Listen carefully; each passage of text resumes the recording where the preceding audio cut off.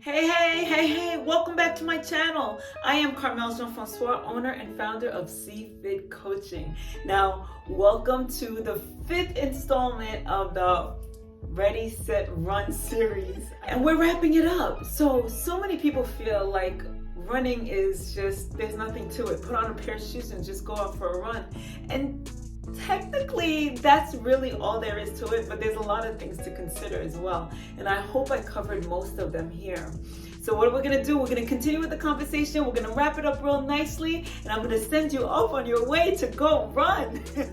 So we spoke about the benefits, we spoke about the different types of running, we spoke about all kinds of things. So now I just wanna dive in a little bit, just a little bit. One of the things to consider when we're running is to wear comfortable clothing. I don't know how many times I got out there and something is chafing, or the shirt is too tight, or the pants are not warm enough, or whatever the case is. So you always want to make sure that you know what the temperature is and test it. Go outside, check it out a little bit. Keep in mind that you'll be running, so your body will warm up as you run. So whether it's cold outside, make sure that you're dressing in layers so that you can take stuff off as you warm up.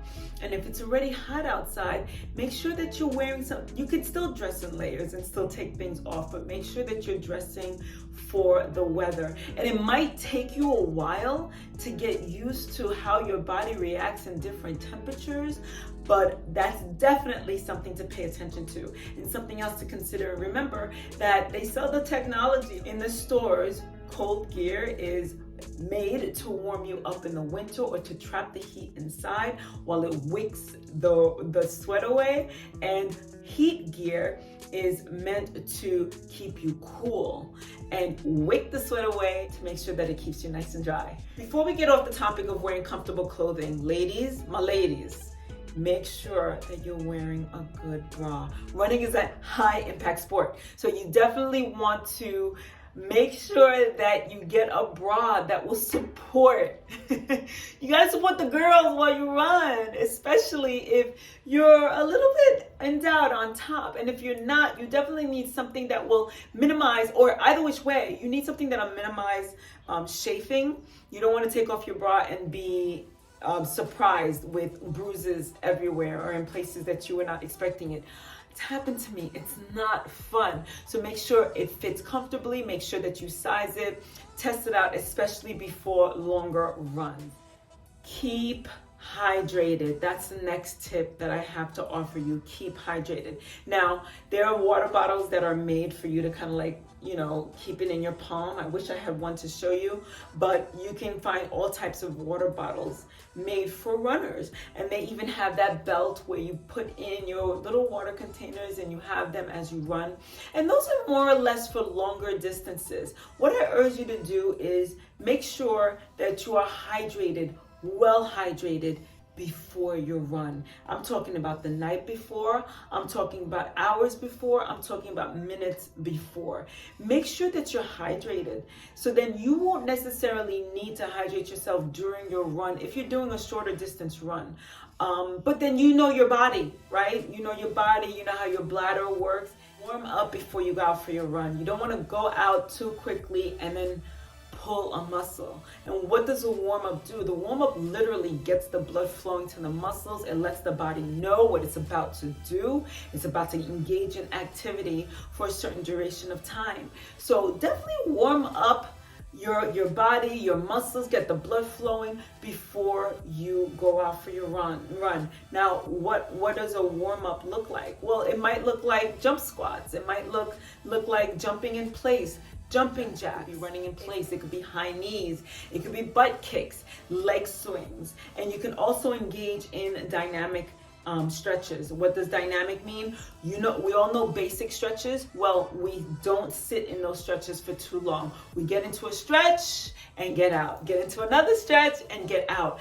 And that would be a dynamic stretch, just keeping it moving, because really the essence of it is to get the blood flowing, get the heart rate up. So this doesn't have to be a 15-minute long deal. It depends on you, of course, and how you feel. If you feel like you've warmed up after 5 minutes, go for it. All right, so I want to talk too about how you should feel when you're running and how you should breathe. So it's very interesting. How you should feel when you're running. These are some people really don't know. There may be some discomfort, especially if you're new on this journey or if you're getting back into it. The discomfort might lie in, oh my goodness, I'm out of breath, right? It might feel like fatigue in your legs or even in your shoulders. A lot more is happening in your body than you might even realize that go beyond the legs. So make sure that what you're feeling is that slight discomfort and not pain. You should not be feeling pain here. You should hit your chest. You should not be feeling any pain in any of your joints or muscles. If you're feeling pain, that means there's something wrong. Discomfort, yes.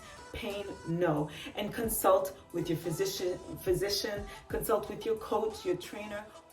There's a couple of ways to breathe. It's in through your nose, 2 breaths or 3 breaths, and then out with each few steps. So again, there's ways that you can do it. There's ways that you can monitor it. Play with it. See what works for you. And what might work for you as you're doing a brisk walk will be very different as you start into a slow run and into a faster run. So you always want to monitor that.